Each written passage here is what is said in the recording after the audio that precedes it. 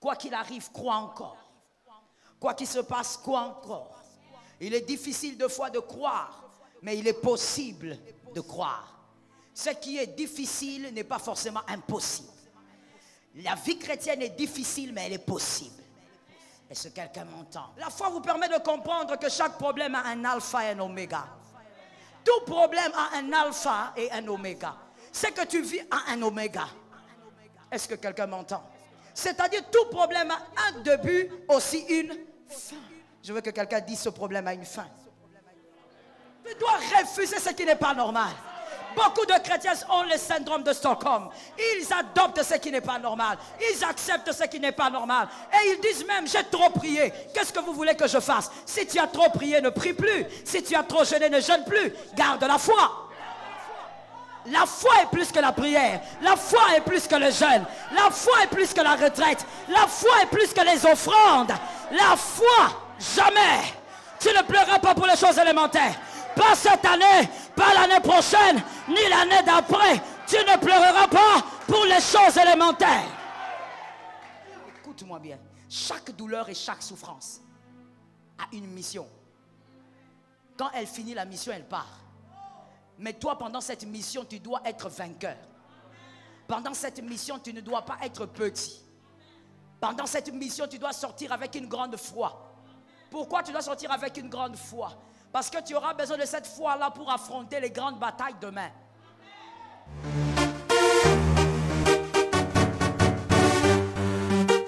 Shalom bien-aimé dans le Seigneur Jésus-Christ.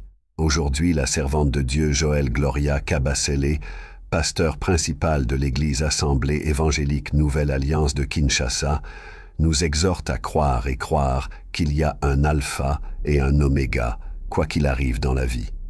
Humainement parlant, les difficultés de la vie sont loin de nous procurer de la joie. Au contraire, elles ont tendance à nous affliger, nous attrister, voire à marquer notre vie.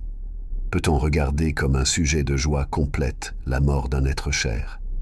Est-ce possible de manifester la joie face à la trahison, à l'échec, à la déception? Face à une épreuve qu'on ne s'explique pas, on a envie d'interroger Dieu et de lui demander « Seigneur, pourquoi ?» N'est-ce pas?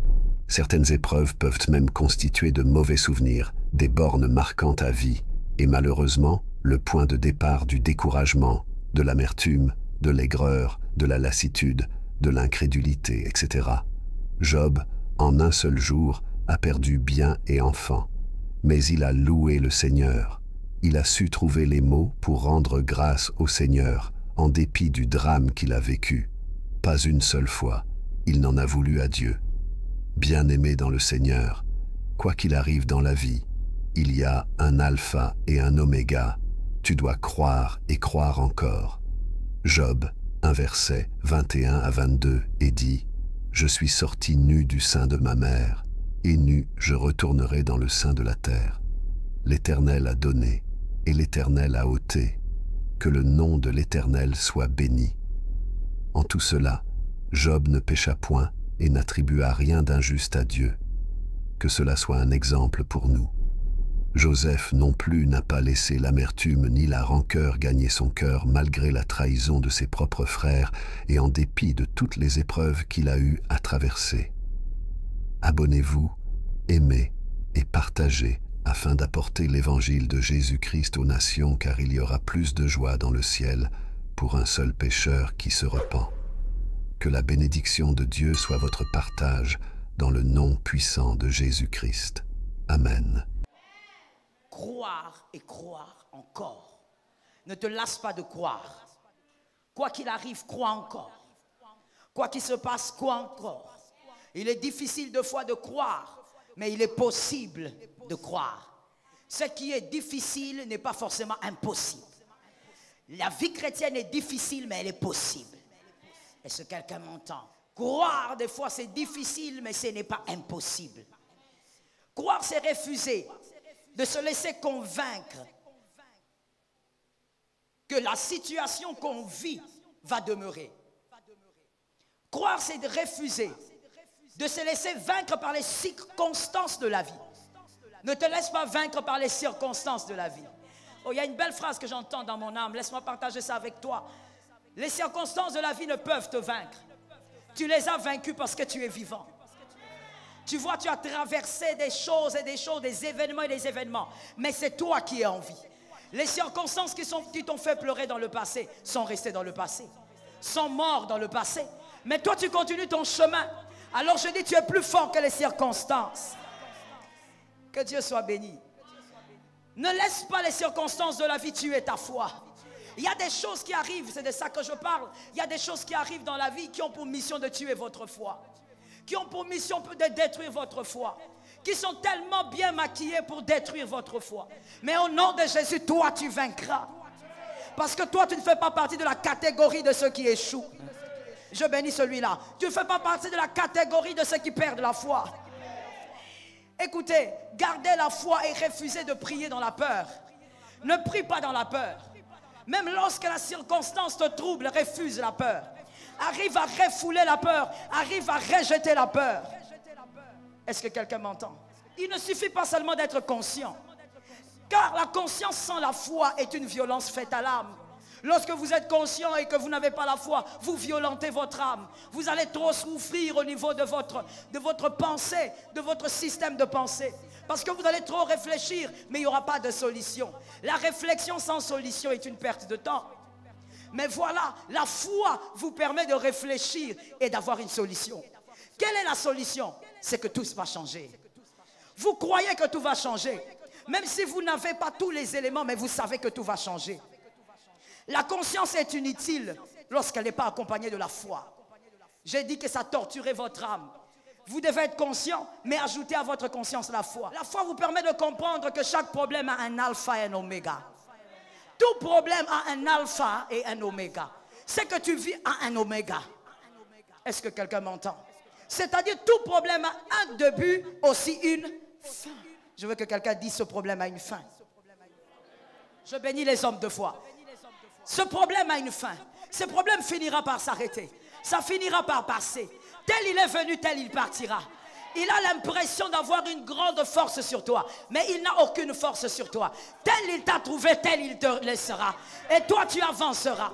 Je dis à une âme, ne sois pas contaminé par le syndrome de Stockholm. Le syndrome de Stockholm, c'est lorsque la victime devient amoureux ou amoureuse de son bourreau. La victime commence à aimer la souffrance affligée par le bourreau. Tu ne dois pas tomber dans le syndrome de Stockholm. Toi, tu dois savoir que peu importe le temps que ça prend, ça doit passer. Tu dois refuser d'accepter la normale, que quelqu'un dise la normale. Refuse d'accepter ce qui est anormal. Ne pas avoir d'enfant quand on est marié, c'est pas normal. Tu es en retard. Ne pas avoir d'argent alors que tu as déjà un âge avancé, ce n'est pas normal. Ne pas avoir de travail à un certain âge, ce n'est pas normal. Ne pas avoir l'argent pour payer ses études alors que tu veux étudier, ce n'est pas normal. Ne pas être capable d'être en bonne santé alors que tu veux servir Dieu, ce n'est pas normal. La maladie dans la maison tous les jours, ce n'est pas normal. Tout ce qui n'est pas normal doit être refusé. Tout ce qui n'est pas normal doit être réfuté. Tout ce qui n'est pas normal doit sortir de ta vie. Que quelqu'un me dise, ce n'est pas normal. Tu dois refuser ce qui n'est pas normal.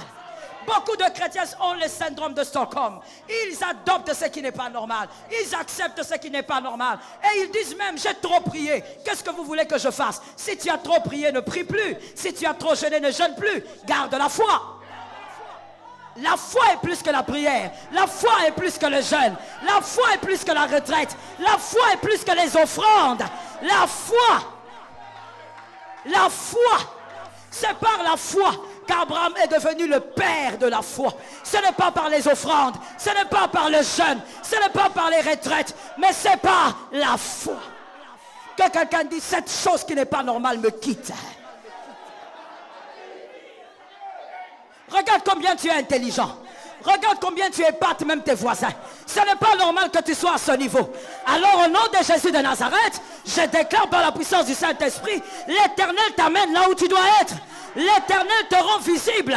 J'appelle la visibilité sur toi. J'appelle la visibilité sur ta vie. Ce que tu vis n'est pas normal. À quel moment est-ce que le diable fait de vous un jouet quand vous croyez que ce que vous vivez est normal? Refusez de normaliser ce qui est inacceptable.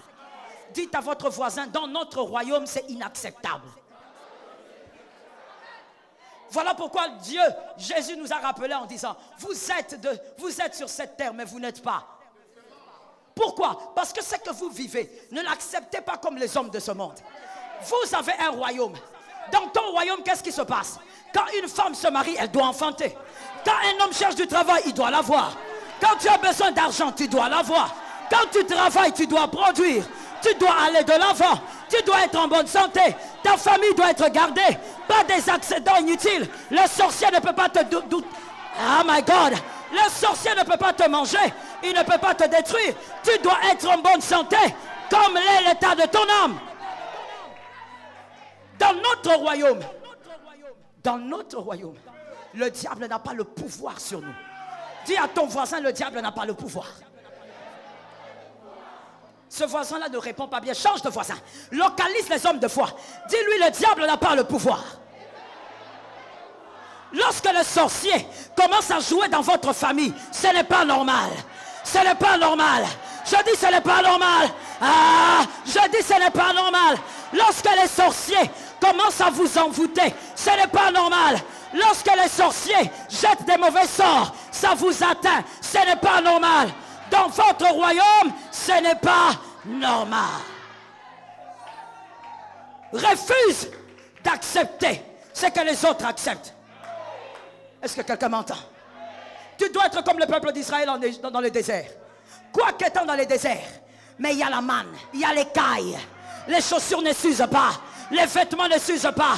Tu ne peux pas pleurer pour des choses élémentaires. Que quelqu'un lève sa main droite et dise, je ne peux pas pleurer pour les choses élémentaires. Non, là tu as parlé comme votre grand-père. Maintenant parle comme un homme de foi. Tu ne peux pas pleurer pour les choses élémentaires. Jamais. Tu ne pleureras pas pour les choses élémentaires. Pas cette année, pas l'année prochaine, ni l'année d'après. Tu ne pleureras pas pour les choses élémentaires. Lorsque le chrétien accepte les choses anormales, il devient esclave alors qu'il est prince. Est-ce que quelqu'un m'entend? Lorsque le chrétien accepte des choses qui ne concordent pas, qui ne ressemblent pas à son royaume, il devient esclave. Et pourtant, tout est accompli. Dis à un voisin, tout est accompli. C'est-à-dire que je ne peux pas redevenir esclave. Impossible. Même si le diable m'accule tous les jours, je ne peux pas redevenir esclave. Tout est déjà terminé. Le dossier est déjà clôturé. Et le dossier est gardé au ciel. Le dossier est gardé au ciel. Le dossier est déjà clôturé. Est-ce que quelqu'un m'entend? Est-ce que quelqu'un me capte? Refuse de vivre des choses qui ne ressemblent pas à ton identité.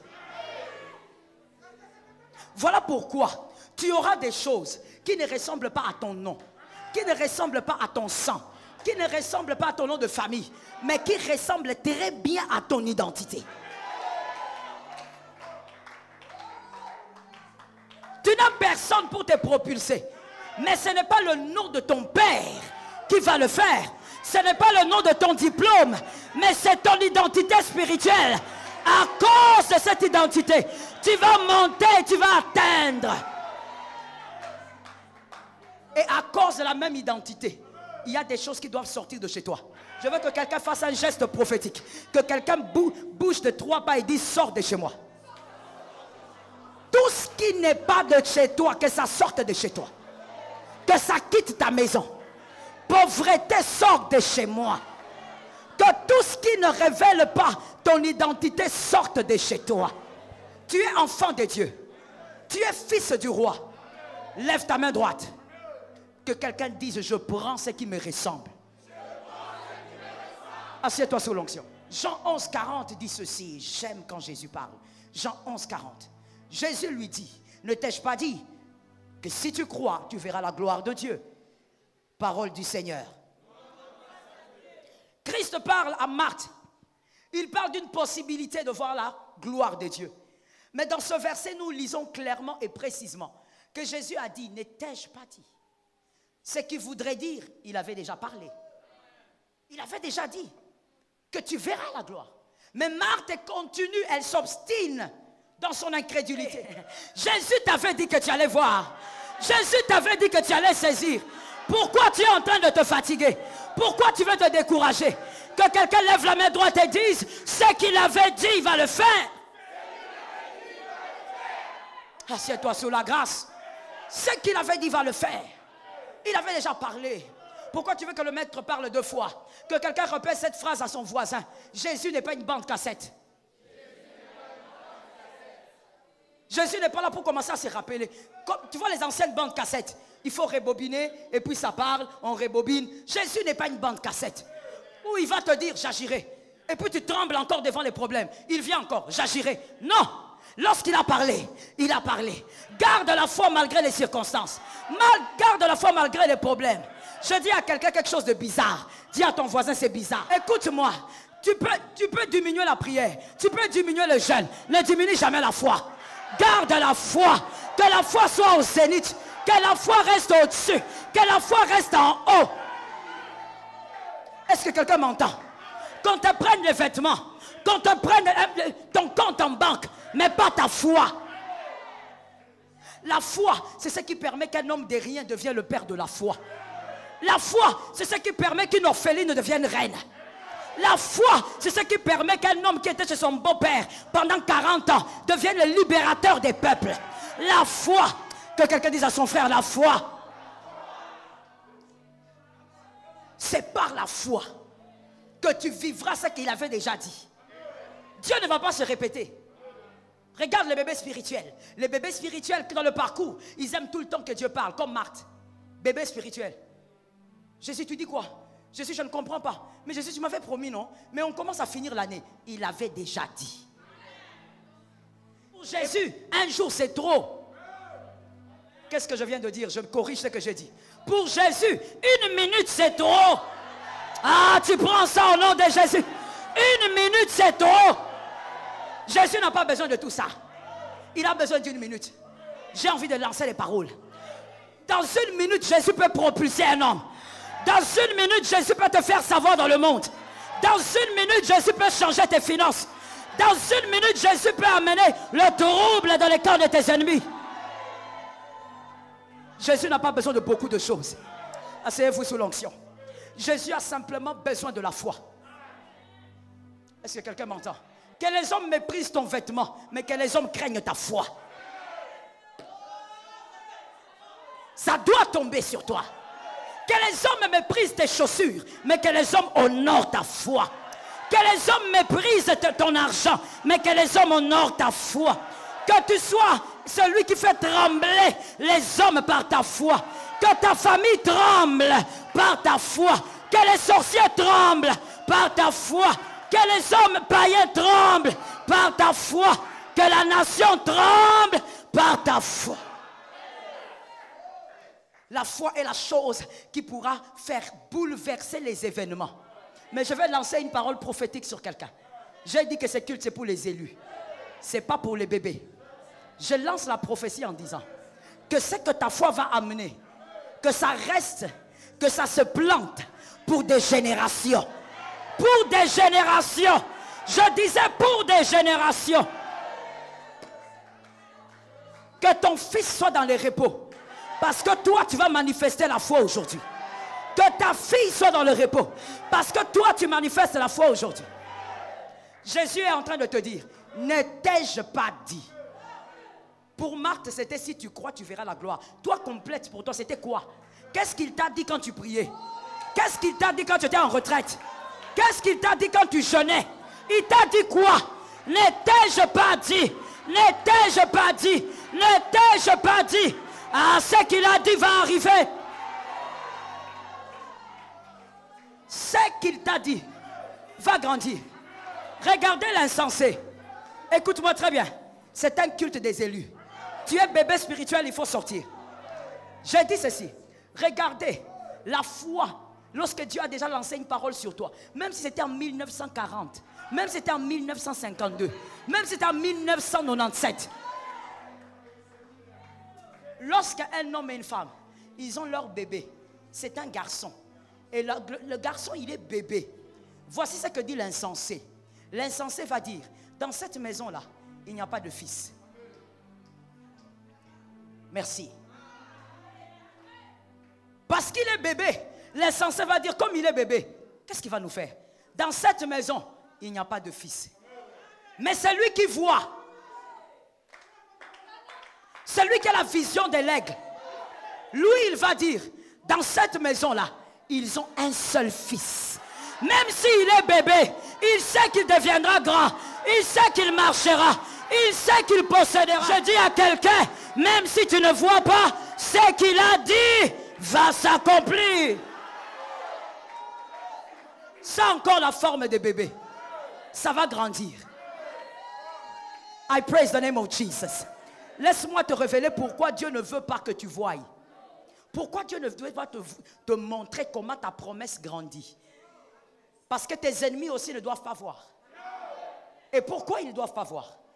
Parce que quand les ennemis voient la croissance du bébé, ils vont comprendre comment achever le bébé. Je vais maintenant dans la parole. Le bébé doit être gardé chez Pharaon. Le bébé doit être protégé par Pharaon. Celui qui doit détruire Pharaon doit être protégé dans sa maison. Je parle à un homme révélé. Ce qui va disperser tes adversaires est en train de grandir, est en train de croître, est en train de s'élever. Bientôt ils seront surpris que quelqu'un dise, cette chose est à moi. Assieds-toi sous la grâce. Ils seront surpris. Il t'avait déjà dit. Il avait déjà... Pourquoi vous voulez faire de Dieu une bande cassette? Vous voulez qu'il parle tout le temps, il parle tout le temps. Je suis fatigué. Tu es fatigué de quoi? Tu sais combien de gens autour de toi vivent pire que ce que toi tu vis? Tu es fatigué de quoi? Toi tu dis, je suis fatigué, mes enfants ne mangent pas. Tu sais combien de parents aujourd'hui ont enterré les enfants? Toi au moins tes enfants ne mangent pas, ils sont vivants. Il y a des gens qui ont enterré des enfants. Il y a des gens qui ont perdu des enfants. Il y a des gens qui ont des situations pires que toi. Ils sont juste à tes côtés. Mais tu vois, eux ne crient pas. Ils ne parlent pas. Et ils se rappellent de ce qu'il avait dit. Qu'est-ce que le maître avait dit? Jésus a dit à Marthe, je te l'avais déjà dit. Que si tu crois, tu vas voir la gloire. Jérémie 15, 18 dit ceci. Jérémie 15, 18. Pourquoi ma souffrance est-elle continuelle? Pourquoi ma plaie est-elle douloureuse? Ne veut-elle pas se guérir? Serais-tu pour moi comme une source trompeuse, comme une eau dont on n'est pas sûr? Parole du Seigneur. Écoute-moi très bien. Jérémie, il aimait se plaindre. Il aimait se lamenter. Écoute-moi bien. Chaque douleur et chaque souffrance a une mission. Quand elle finit la mission, elle part.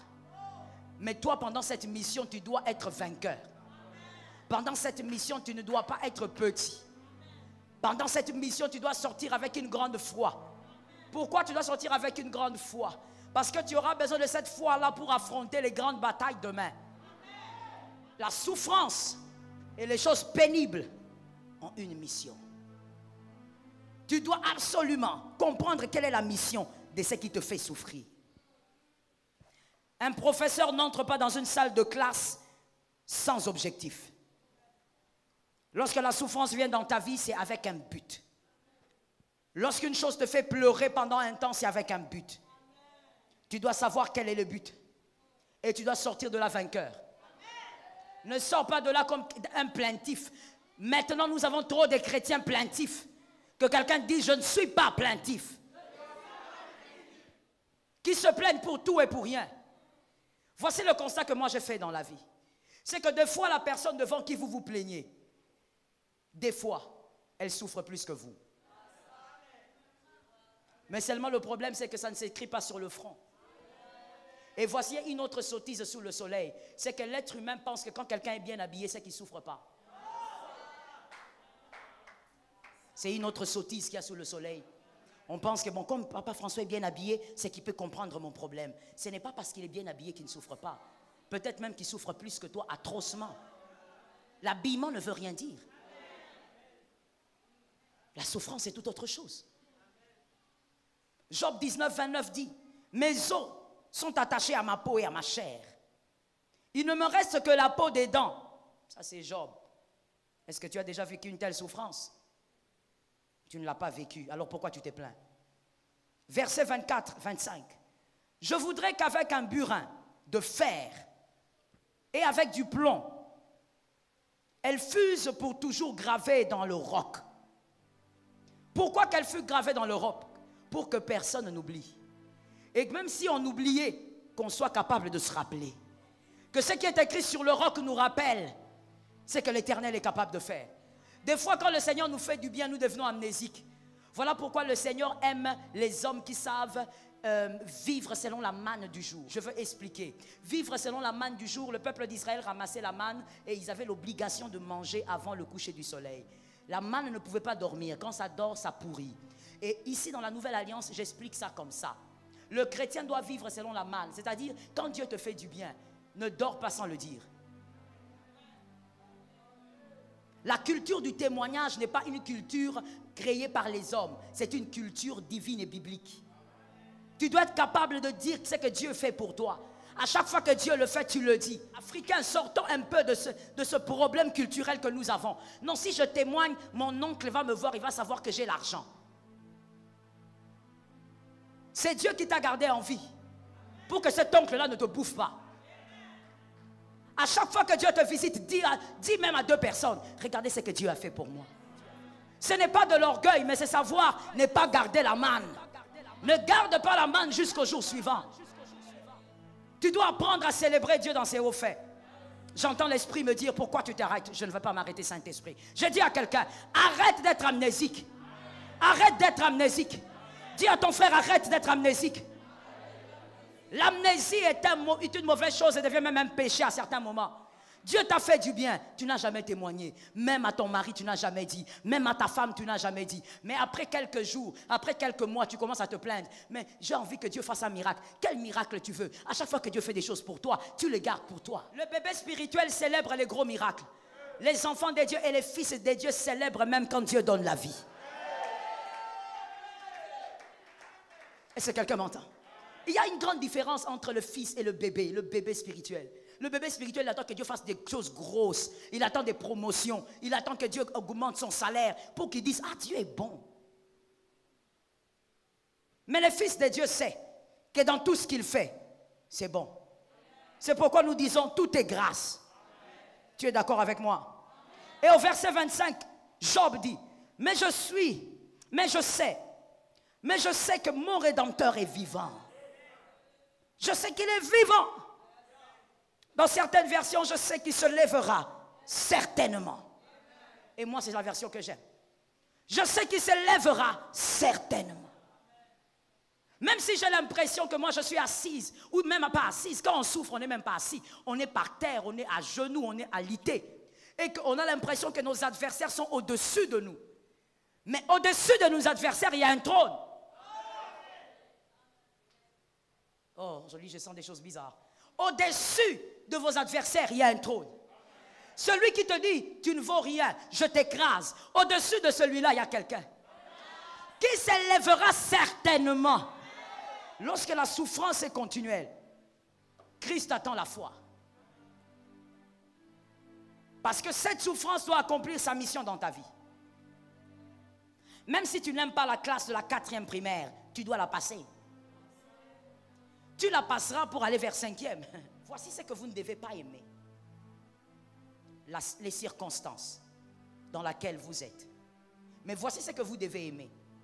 C'est que Dieu a permis. Il y a des choses que vous devez apprendre. Vous devez apprendre à persévérer jusqu'au bout. Celui qui n'a pas souffert longtemps ne saura pas persévérer jusqu'au bout. Celui qui n'a jamais souffert longtemps ne saura pas ce que c'est la persévérance. Dis ça à ton voisin.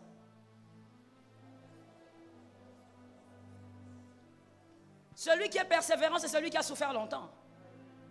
Il a enduré. Il a persévéré. Ça a été dur pendant 1 année, il a continué.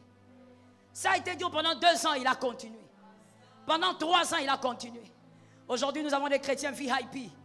Tellement VIP. Pour tout, ils veulent être honorés. Pour tout. Pour tout. À tous les niveaux. Il doit être honoré. Il doit être respecté. Oh my God. Quand Dieu te place sur une position d'honneur, tout le monde te respectera. Tu n'as pas besoin de le forcer, tu n'as pas besoin de le chercher. Tu n'as pas besoin de les créer, de les fabriquer. La souffrance, elle a un but. Mais dans la souffrance, rappelle-toi que certainement il se lèvera. Pourquoi il se lèvera? Parce qu'il avait parlé. Et ce qu'il avait dit reste. Il a besoin de ta foi pour que ça marche. Mais voici aussi le deuxième travail de la foi. Mon fils Léonel, dis-moi la foi. Le deuxième travail de la foi, c'est que la foi doit être transmissible. La foi est un héritage qu'on transmet. Et Dieu te donne la foi et veut que tu travailles ta foi comme un héritage que tu dois transmettre. Salomon n'a pas besoin de foi pour savoir que les Goliaths tombent. Salomon n'a pas besoin de foi pour savoir que les Goliaths ne peuvent pas tenir devant Israël. Et Salomon n'a même pas besoin d'écrouler Goliath pour ça. Parce qu'il a vu son père, il sait que son père l'a fait et son père lui a transmis la foi. La foi que tu dois avoir pendant les moments difficiles, c'est aussi parce que tu dois le transmettre à tes enfants. Et comme tes enfants doivent être meilleurs que toi, ils doivent avoir une plus grande foi que celle que tu as aujourd'hui. Est-ce que ton fils de 10 ans peut-il prier pour un malade et que ce malade soit guéri? Oui, ça peut se faire. Parce que toi, tu lui as transmis la foi. Dieu te permet de vivre les moments difficiles aussi pour que tu apprennes à garder ta foi comme un héritage. Que l'Éternel nous aide. Mais des fois, lorsqu'on ne comprend pas les voies de Dieu, de toutes les manières, on ne peut pas les comprendre. Lorsqu'on essaye de s'embrouiller dedans, on réclame des choses vite et on pleure inutilement. Je dis à quelqu'un que les larmes inutiles ne coulent plus. Je suis d'accord avec toi. Que les larmes inutiles ne coulent plus de tes yeux. Des larmes inutiles qui ne servent à rien. Tu pleures, tes yeux gonflent et après, rien ne change. Dieu ne te sortira pas de là. Tu es dans cette souffrance par une mission. Tu dois vaincre et tu dois réussir ta mission. Tu dois élever ta foi, tu dois apprendre ce qu'il y a à apprendre. Et Dieu te fera passer. Si Dieu t'aime, Dieu ne permettra pas qu'un homme te sorte de la souffrance qui te fera grandir.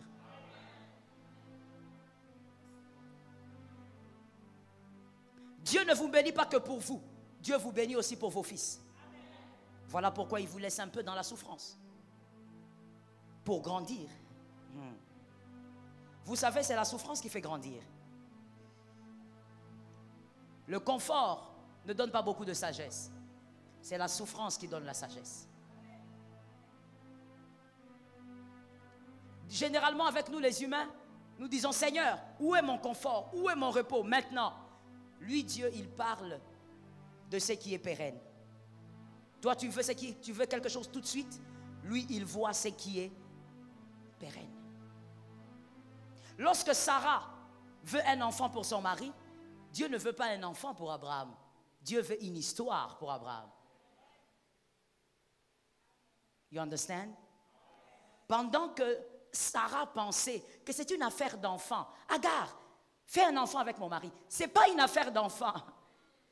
C'est que Dieu ne pouvait pas, mais Dieu ne voulait pas l'expliquer à Sarah. Ce n'était pas une affaire d'enfant. C'était une affaire d'histoire.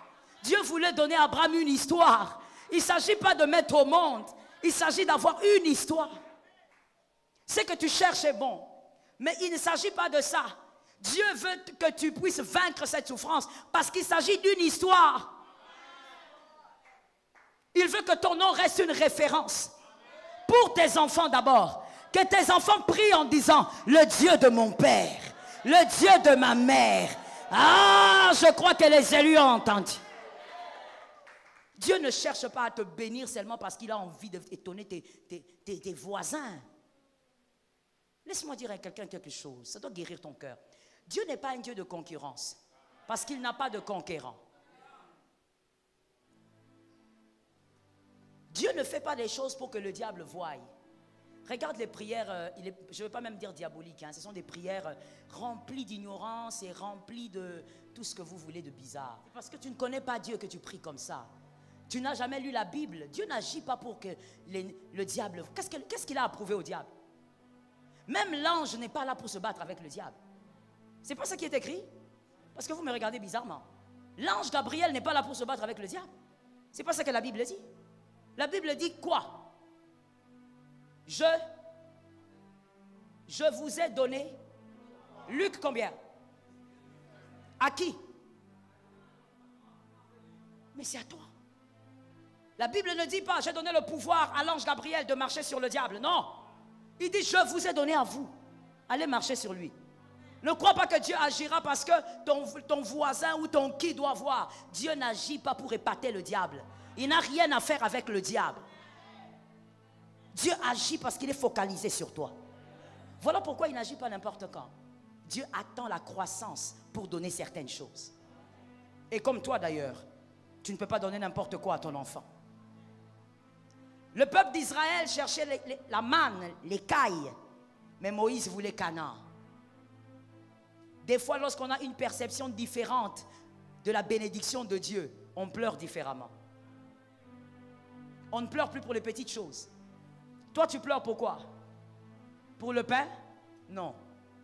Il est ton père. Il doit te le donner. Pleure pour Canaan. Est-ce que quelqu'un m'entend? Il y a des choses naturelles même dans la vie. Mais pour qu'elles arrivent, il faut souffrir. Sans souffrance, ça ne sort pas. Autant c'est naturel, autant aussi c'est spirituel. Il y a des choses spirituelles, pour que ça arrive, tu dois d'abord souffrir. La Bible dit, soyez toujours joyeux. Mais la Bible dit, ne dit pas soyez toujours heureux. C'est-à-dire, il y a des moments où je peux ne pas être heureuse. Pourquoi? Parce que mes enfants n'ont pas mangé.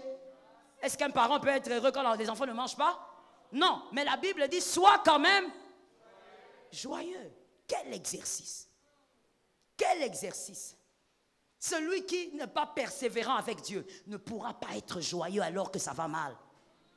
La Bible ne t'a pas dit que tu seras toujours heureux. Mais la Bible t'a par contre dit, sois toujours joyeux. Parce qu'il peut arriver que dans ton malheur là, ça fait très mal. Mais rappelle-toi qu'il avait déjà parlé. Et quand tu te rappelles de ces paroles, il y a une joie qui te monte. Lorsque Dieu permet certaines circonstances, vis-les avec foi. Il sait que c'est dur, voilà pourquoi il t'a donné le Saint-Esprit.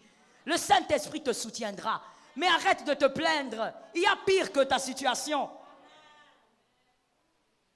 La situation de ton voisin peut te condamner. Arrête de te plaindre. Non, moi j'ai 25 ans. Ma situation n'est pas claire. Quelle situation? Quelle situation? Je finis en te disant, lorsque tu as une foi ferme, tu dépends de Dieu et non des circonstances. Votre foi ne réside pas sur les hommes, mais sur Dieu. Vous n'aurez pas les yeux braqués sur les hommes. Qui va m'aider? Qui? Non, personne ne va t'aider. C'est Dieu qui va décider. Que quelqu'un dise, c'est Dieu qui va décider. Lorsqu'on a une foi persévérante, on est véritablement ancré dans le Seigneur. On s'en fout de ce que peut dire le serpent dans le jardin d'Éden. Même si le serpent parle, distille des mensonges, toi tu restes ferme. Tu sais que c'est Jésus qui a raison. Même si le diable te dit rien ne va arriver, toi tu dis tu es un menteur. Jésus avait déjà parlé. N'oublie jamais ce que Jésus dit. Et lorsqu'on croit fermement, votre destinée en Christ est assurée. Et je mets une virgule en disant, il y aura des surprises. Cette année, il y aura des surprises. Dieu est un Dieu de surprises. C'est pourquoi aussi nous l'aimons. Quelque part, c'est pourquoi aussi nous l'aimons. Nous l'aimons pour plusieurs raisons, mais pour ça aussi. Parce qu'il est le Dieu de surprise. Il est le Dieu, même s'il ne dit rien, il va toujours faire une surprise. Il est le Dieu qui prend l'orpheline et qui l'amène à être reine. Il est le Dieu de surprise. Je dis à quelqu'un, je sens ça dans mon esprit. Tu vois ton enfant là, ne le néglige pas. On ne sait pas qui est ton fils. On ne sait pas qui est ta fille. Peut-être que c'est une future Esther. On ne sait jamais. Dieu est un Dieu de surprise. Cette année même, je prophétise que Dieu t'accorde tes surprises. Que Dieu t'accorde ta part. Que Dieu t'accorde tes victoires. Que Dieu t'accorde tes miracles. Que Dieu t'accorde tes changements. Qu'Adonai t'accorde tes surprises. Que Jésus te bénisse. Que Jésus bénisse sa parole. Shalom bien-aimés dans le Seigneur Jésus-Christ. J'espère que vous avez aimé cette vidéo. Abonnez-vous et partagez pour porter l'évangile de Jésus-Christ aux nations, car il y aura plus de joie dans le ciel pour un seul pécheur qui se repent. Merci de faire partie de notre famille Wonderful Jésus-Christ.